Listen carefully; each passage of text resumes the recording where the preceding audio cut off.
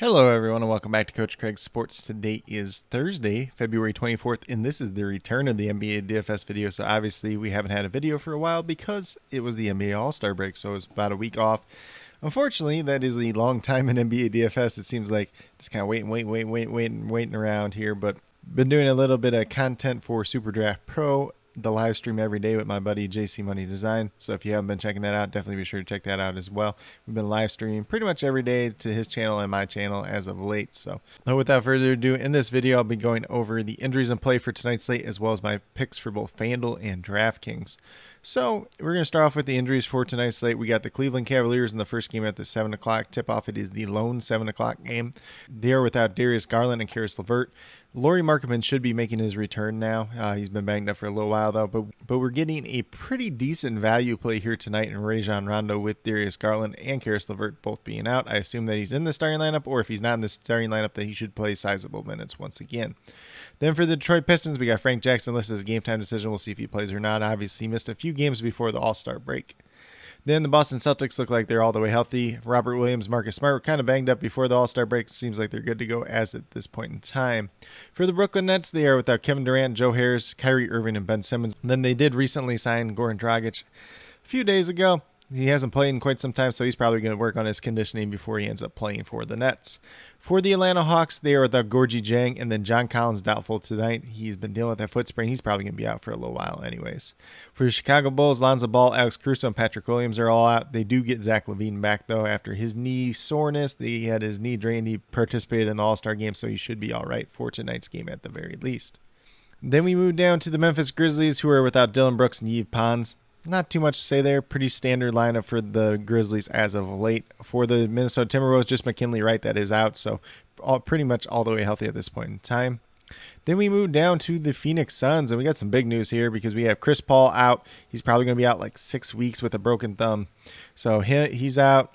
Frank Kaminsky, Cam Payne, and Dario Saric. It was looking like there was a chance that Cam Payne could be back tonight, but he has been ruled out once again. So we're looking at Aaron Holiday probably starting at the point guard position. Maybe Alfred Payton slips in there. They do get Landry Shamet back tonight. Can kind of run a little bit of the point, but not too much. Obviously, Devin Booker's going to look pretty good tonight without Chris Paul. And then for the Oklahoma City Thunder, they were without Lou Dort, Ty Jerome, Mike Muscala, Jerome Robinson Earl, and Kenrich Williams. And then Sarr is listed as a game-time decision. We'll see if he plays or not. Not a major part of the rotation either way, though. They do get Shai Gilgeous-Alexander back tonight, so that is a big uptick for their team overall. And then for the Golden State Warriors, they're without Draymond Green, Andre Iguodala, and James Wiseman. So pretty much what we had been looking at before the All-Star break. It sounds like Draymond Green's still going to be out a couple more weeks. Then for the Portland Trailblazers, we have Eric Bledsoe, Damian Lillard, Didi Lozana, and now Jusuf Nurkic out as well. He's dealing with a foot injury. And then it looks like Williams and Johnson both listed as game-time decisions. We'll see if they end up playing tonight or not. Obviously, without Nurkic, Watford's going to look pretty good at the center position. They did sign Drew Eubanks as well about 2-3 days ago, so those guys are probably going to eat up most of the center minutes tonight. Then for the Denver Nuggets, they're without Kankar, DeMarcus Cousins, Jamal Murray, and Michael Porter. So not many changes there at this point in time. And then for the Sacramento Kings, just without Terrence Davis tonight, who is pretty much out for the rest of the season after having surgery. But with that being said, that's a quick little rundown on all the injuries in play for tonight's slate. Not a lot of questionable ones or anything like that, so probably not too much we're looking at. But if any other news does break throughout the day, I'll list it down in the comments as well. But with that being said, we'll get moved over to DraftKings and talk about my picks over there. So we're going to start off at the point guard position. We got Rajon Rondo, $3,900. Looking for 19, 20 points out. I'm assuming that he's going to be in the starting lineup. Playing sizable minutes tonight against this Detroit Pistons team. Currently have him projected for 25 points, but he definitely does offer some upside for more as well. Then at shooting guard, we're going with Devin Booker, $8,800. Looking for 44 points out. Averaging about 42 on the season so far. No Chris Paul tonight. No Chris Paul for the foreseeable future. So as long as Devin Booker's kind of right under this $9,000 price tag, probably going to look pretty good. Currently having projected for about 47 points on the DraftKings side. Has a little bit upside for more as well, especially if he's playing that main facilitator role once again tonight and shooting the ball well. Then a small forward, I'm going with Justice Winslow, $6,100. Looking for 30, 31 points out. I'm currently having projected for 31 points tonight. Been playing very well, been playing sizable minutes. He's been over 30 points pretty much every time he's been over 30 minutes since he's joined this Portland Trailblazers team, so don't really see that changing anytime soon. Then at power forward, we're going to go with Danilo Gallinari, $4,400. Looking for about 22 points out. averaging about 20 on the season. No John Collins once again. Do assume that he's in that starting lineup. It's an okay matchup against the Bulls. Probably not the most favorable one for him, but still have him projected for about 22, 23 points. Has some upside for more if he's scoring the ball well once again tonight. We're going to go with Watford for Portland. He is $3,400, looking for 17 points out. Currently I'm projected for 20 points. Probably offers a little bit of upside for more. Golden State matchup, maybe not the best, but he's not like your traditional big man either, so it could be an all right matchup for him as well. Maybe it favors him a little bit more than a guy like Drew Eubanks overall. But with that being said, if you go with these 5 players, you have $23,400 remaining, $7,800 per player. So definitely a little bit of room if you want to spend up for a stud, you can definitely do that. If you want to do a little bit more balanced approach, you can definitely do that as well. It's going to be a lot of interesting different ways to attack this slate overall. If you're looking at this slate from a GPP perspective as opposed to a cash game perspective, Cade Cunningham is a guy that I do like taking a chance on GPPs tonight. I believe he's $6,600 on the DraftKings side, and I think $6,000 on the FanDuel side tonight. So definitely someone that could be interesting and have some upside as well. But with that being said, we'll move over to FanDuel and talk about my picks over there.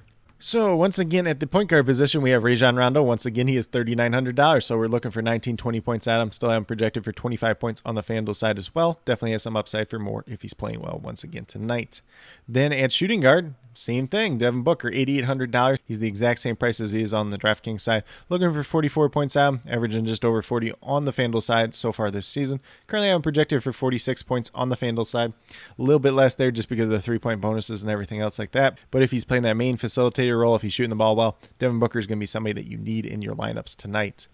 Then at small forward, we got Jaylen Brown, $7,900, looking for 39, 40 points out. Currently, I'm projected for 40, 41 points tonight. He's just kind of this really decent value on tonight's slate. We saw him play a little bit better before the All-Star break. I think that continues once again tonight. You could definitely do a lot worse than Jaylen Brown at $7,900 at this point in time. Then at power forward, we're going with Trendon Watford once again for the Portland Trailblazers, $3,500.